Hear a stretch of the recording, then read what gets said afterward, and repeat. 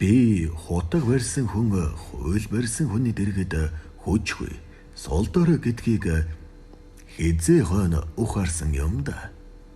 Квадрат Төмөрбаатар.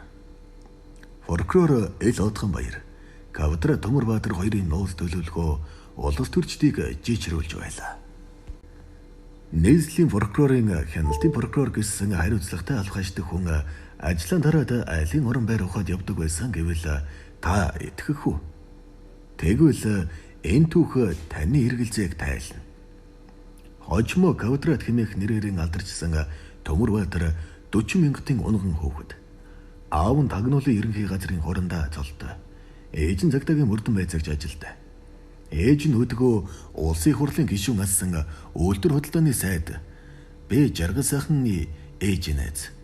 Хоёр ээж хоёулаа цагдаад ажиллана. Тэгээ тэр хоёр нэг удаа яармагт нэг сайн үзмэрч байна гэж дуулаад энгийн хувцас өмсөд явж очсон байна. Ээжүүд л улсын хойно өөр хүүхдээ л асууж таараа. Үзмэрч бэ жаргал сайхныг эхэлж үзээд ээжд нь танай хүү сайн сайхан амьдрах юм байна гэж гэнэ. Харин Төмөрбаатрын ээжд болохоор танай хүү насаараа төрөөрдөж илэх юм байна. Засал номын сайн хийлэг гэж. Төмөрбаатрын ээж ихэд баярлан миний хүү сай дарга болох нь гэж бэлгшэв. Ийхүү Төмөрбаатар 22 жил шоронгийн хоол хороож төрөөрдөж илгэсэн юм. Үүнийг мэрэг төөрөг таарсан тавилан гихээс өөр юу гихсэн бэлээ. Төмөрбаатар багада эксэргэлэн цовоо хүүхэд байсан бөгөөд 10 жилийн сургуулийн онцтуудтай төгсөж улмаар Монгол улсын их сургуулийн хуулийн ангийг онцтуудтай төгсөж. Тэгээд засан хүмүүжил хөрөх байгууллагын орогдол 90 сурвалжлах тасагт будг нь ханхалсан шинэхэн дэслэгч золтой очлоо. Хэд хэдэн томоохон луугар хулгайчийг дорн баривчилж хурдхан шиг мандан бадарлаа. 40 мянгатын хүнд гаруудтай найз түүнд их сурвалжууд амархан олдж байж.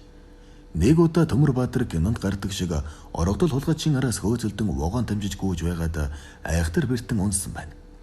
Толгойдон гэмтэл авч тэрбээр засан хүмүүжүүлэх ажлаасаа гарлаа. Гараад нэг хэсэг 40 мянгатын хүн гаруудтай маршлав. Тагнуулын ерөнхий газрын хурандаа золтой аав нь ганц хүүгийн ажилгүй байлгахыг хүссэнгүй. Дээгүр доогор хөөцөлдөж байгаад нийслэлийн фольклорын хяналтын фольклор гэсэн өндөр ажилд хүүгийн томилуулж чадлаа. Эхэн үедээ чи Төмөрбаатар сайн фольклорын нэг тооцогдож байлаа. Гэвч хэрэг дэгдэж Төмөрбаатар гэнэт нэг өдөр өөрөн хяндаг байсан хулгайчуудын өргөнд буюу ганц удагт гүүгээд орхон дэр. Тагнуул чаав нь араас нь хөөцөлдөн асуувал Төмөрбаатар фольклор ажлаан дараад олон айлын хаалга үүдийг эвдэн хулгай хийж ихээхэн эд зүйс хулгайсан дотоогдсон гэдэг. Монголын түүхэнд анхудаа ийм том албан тушаалдан орон байр огсон тодорхой болов. Ийхүү төрөөр төжилгөх урт холын аян эхэлж эрүүгийн хуулийн 109 В гэдэг зүйл ангаар 9 жилийн хорих ял авч бэрэлгийн шоронд хөл тавьж. Нөгөө дэслэгч фольклор гэсэн нэрээр ялтан нэрээр богинохон хугацаанд сольж амжсан байв. Тэгээд бэрэлгийн шоронгоос нэг их удалгүй оргож Улаанбаатар хотоор тэнэж яваад баригдан ганц удагт дахин орлоо. Энэ үед тагнуулж аав нь арга ухаан сийлэн шар хадны эмч нарт өргөц барьж ихээхэн хэмжээгээр өгч байсан аж. Ингээд хулган эзэн жилийн ялтай шоронгоос оргосон хүүгийн эмч нарын тусламжтайгаар гаргаад авхан дэр. Ухаан сэрэг Төмөрбаатар галзуу хүний дүрд өнөө цагийн жүжигчдээс илүү дүрдэн орж чадварлаг тоглосон байна. Ийхүү наранд гаргасан хүүгийн аав ээж нь ажил төрөлтэй болгох гэж байтал тухайн үеийн нийгмийг зочилсон дуйлаанд шар хадны эмч нарын хэргийн фольклор Эл Одгонбаяр авгаа гаргаад ирж гинэ. Шар хадны эмч нар ялтанд хуурамч онж тавьж ял завшуулдаг сүлжээ илэрж баахан эмч нарын хамтаар Төмөрбаатар эргэж орондоо орсон байна. Өгтөл үрийн төлөө явдаг аав ээж нь Төмөрбаатрыг арай гэж 10 жилийн хорих хайл өгүүлж амгалангийн жирийн хорих ангид очиулсан байлаа. Хотын ойролцоо ганц хүүгийн эргэж дөрөхийг бодож л дээ. Гэвч тэнэг толгой хүү нь амгалангийн хориход бусдыг зодсон хэрэг мандуулж мантийн хорих анги руу шийдэгдэхэн дээр. Тэгээд мант зүгээр байж чадсангүй. Хорихын төлөөлөгч ган хоёрыг гихчийг олон зуун хоригдлын дэргэд чиний тэр төлөөлөгч энэ төр чинь надад байдлыг байхгүй. Дургу хүргэж байж сэмжээрийн нүрэ бүтээлгөв. Намайг халахын шорон мэднэ. Алдартай Квадрат Төмөрбаатар чинь би байна. хэмээн даналцжээ. Хязэнэсэн шинэ угар дургүй хуучин луврууд энэ боломжийг ашиглан Төмөрбаатрын хүнжилийн гудсан доогоор нь худах хийгээд ганхуйг төлөөлөгчд бууны ногтоор дамжуулан таныг Каватра Төмөрбаатар сэмхэл гарвал алан гэдэл том худах ирлээ цуудаг болж саял гээхэд хүнжил доороо худах хийгийг нь харлаа. Та одоохон хүнжил гудсанд нь үзлэг хийгээж гэж шуургажээ. Төлөөдөгч ганхуйг шуурхай авахулж үзлэг хийвэл Төмөрбаатрын хүнжил гудас доороос нь том чинжал хутаг гараад ирхэн дээр. Тэр доороо мань нэрийг Төв аймгийн мөрдөн рүү ажиж төрийн төлөөлөгчийн амь насанд халтхыг завдсан гэсэн зүйл ангиар 15 жилийн хорих ял өгчээ. Ингээд муу аав нь хүүгийнх нь ял хүндсэн гэж өргөдөл прокурорт бичв. Төмөрбаатар ч гэсэн гяндан 5 жил, онцгой дэглэмтэй жоронд 10 жил ял идэх хэрэг хийгээгүй. Би хэлээс хэрэгт гүтгэгдсэн. 10 жил чулуу өөрөхгүй гэж өргөдөл улсын дэд шүүхэд бичлээ. Энэ хэргийг анхааралтай ажиглаж байсан прокурор Эл Отхонбаяр Төв аймгийн мөрдөнд хүрэлцэн ирэв. Тэрээр Төмөрбаатартай ганцаарчлан уулзаад чиний ял арай л хатуудсан байна. Чи одоо улсын дэд шүүхэд давж заалдах өргөдөл яаралтай бич. Би чиний талд 100% зогсно. 15 жилийн ялнаас чинь гяндан идэх ялыг чинь хасвал. Төмөрбаатар чи мөрдөнд хил ам хэрэг төвөг тарьж огтоосон болохгүй шүү гэж хэлээд гарчээ. Төмөрбаатар Отхонбаяр прокурор над чиг гэмт хэрэгтэнд яагаад ингэж цайнаар хандах болов? Шудраг учраас ингэж яваа юм болов уу? Аль эсвэл өөр зүйлд гихмит элдвийг бодоод үлдсэн байдаг. Төдөөдөлгүй Төмөрбаатрын дээд шүүхэд авч заалдах хяналтын хуралд шудраг хуульч хэрэгмийг айл хэдийнэ аваад байсан прокурор Отхонбаяр хатагтай өөрийн биеэр ирж суулаа. Шүүх хурлыг даргалж байсан шүүгч улсын яллагчийн зүгээс санал шүүмж байна уу гэхэд Отхонбаяр "Нуфога миний хувьд бол олон улсын яллагчийн зүгээс хандан хэлэхэд Төмөрбаатарт оноосон анхны шатны шүүх хурлын ялыг хүндэтсэн гэж үзээд онцгой дэглэмтэй хорих ангид 13 жилийн ял өгөх хүсэлтэй байна. Нуфога хэмээн үгэн төгсгөв. Ингэж Төмөрбаатар 13 жилийн хорих ял авсан нь Отхонбаярын түүнд үзүүлсэн тус дэмийн хамгийн анхны алхам байлаа. Өөрөөр хэлбэл тэрээр өөрийн бууны нохойг бэлдэж байна л гэсэн үг л дээ. Дээд шүүх Отхонбаярын хэлсний дагуу Төмөрбаатарт оноосон шүүхийн анхны шатны ялыг өөрчлөв. Шүүхийн тогтоол гарч амжаагүй байхад прокурор Отхонбаяр Төв аймгийн мөрдөнд хүрэлцэн ирээд "За Төв мөмин, чиний ялнаас 2 жилиг хасуулж гяндан дидлэх ялыг чинь үгүй болгосон шүү. За чи одоо онцгой дэглэмтэй жоронд ял эдлэн. Би одоо улсын прокурорын газрын онц хүнд гэмт хэрэг хариуцсан хэлцийн даргаар ажиллаж байна. Надад чиний тус дэм их хэрэгтэй. Энэ талаар чиний ялан идэх газар чинь очиод сайхан чамтай дуухтай ярилцсан. Чи миний үгийг анхааралтай сонс.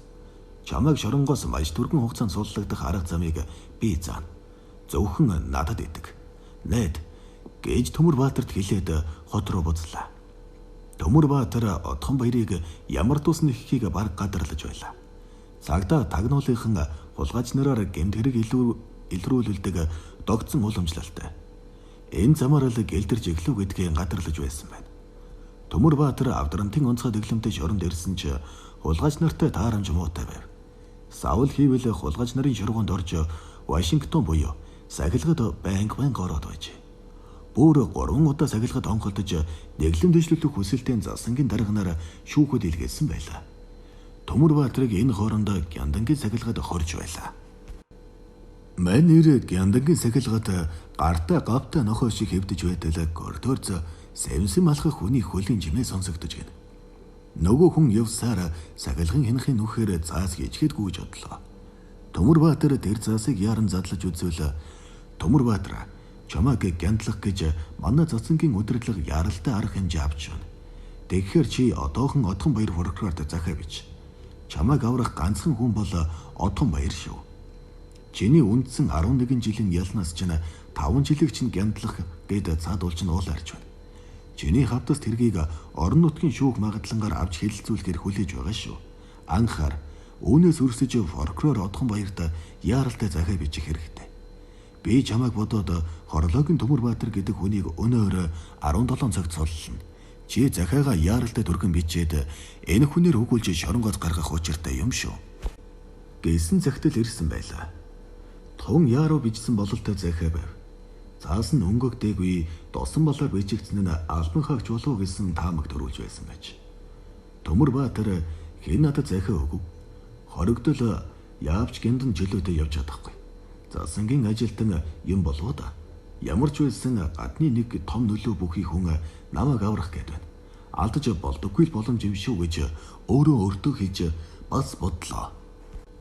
Төмөрбаатар ийхүү бидээ нууж явдаг хорон харандаагаар хариу захидал бичээд 12 цагийн үед хянахын нүхэнд шургууллаа. Тэгээд бяцхан тойл ханан тусхан харж байлаа. 12 цагийн үед нэгэн хүн сэмхэн гэлцээр захиаг нь аваад гүүхийг харж амжлаа. Тэр хүн бол засангийн тоо бүртгэгч ажилтай хүн байв.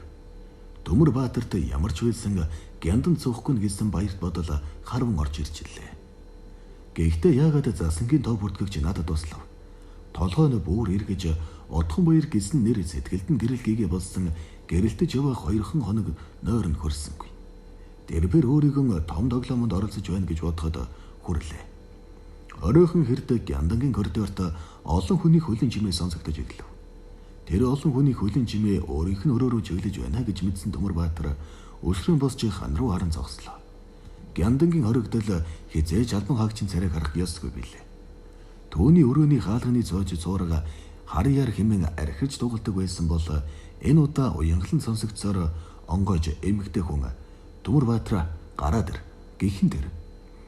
Эргээд харвал авралын од фольклор Отхон баяр төлөөлөгч майхочд Төмөрбаатар нар зогсож байлаа. Төмөрбаатар Отхон баярыг таньж ядсан дүр эсгэж мэнтлэх гэтэл Отхон баяр чамайг би маргаж өглөө хот руу авч явна. Чи бид хоёрт эхээхэн дооцоо бий. Чи уучраа мэдэх ухаантай хүн. Нууж хаасан гэмт хэрэгэн элен далангуй ярил чамайг би зовоохгүй. Сайн бодоорой гэснэ. Аав ээж хоёр нь манай хуулийн байгууллагад насаараа зүтгэсэн буянтай буурлууд байдаг юм. Төмөрбаатрын төлөө тамираа тасардал зүтгэж явах хөгшид бий. Өчигдөр намайг авдран тавна гэдгийг хүний сонсоод надтай ирж уулзаад муу хүүд мань хэрэгтэй зүйлийг маань аваад яваач гэсэн юм. Би яаж үгүй гэх вэ дээ? Энэ хулгайчийг бодоогүй юм шүү гэд төлөөлөгчөөс баавар баахан идэж уух зүйлсийг Төмөрбаатар давж өглөө. Отхон баяр аав ээждийн хэрэг болгон уулзаад ирсэн бололтой.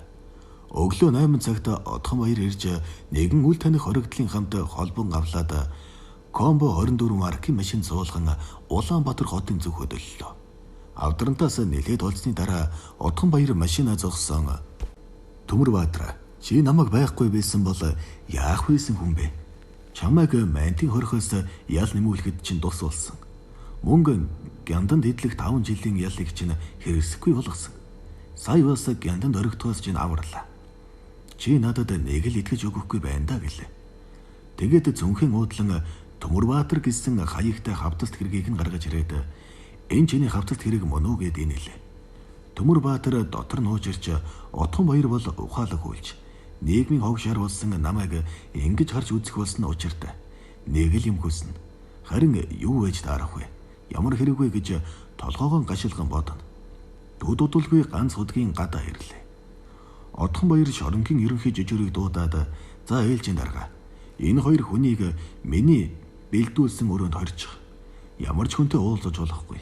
Ялангуяа энэ Төмөрбаатрыг нүд завчилгүй сайн харах хэрэгтэй. Маргааш энэ хоёртой би тооцоо бодно гэлээ. Тусгай хөрөө гэдэг нь хоригдлуудыг ганц удгийн овгоруудаар яргалуулдаг өрөө байдаг. Мань хоёр туугдан ганц удгийн бод болд орлоо. Тэр хоёр өрөөндөн ороод дуу алдсан байна. Шар будгаар будсан нааран дээр цагаан хэрэглэл бүхий хүнжилгуудс дөрдөг вилээдэг. Хүртэл устай хувингийн дэргэд бэлэн байв. Шоронд бол дээд зэрэглэлийн зочид буудал байлаа. Төмөрбаатар одоо л Отхон баярыг хүсэлтэд тавина гэдгийг гадарлаж ихэлсэн аж. Төмөрбаатар цуг ирсэн хоригдлтойгоо сая л ам нээж ингээд хамны нэр хэн бэлээ? Айл аймгийн хулгайч вэ? Хэдэн жилийн ялтаа вэ гэж асуула.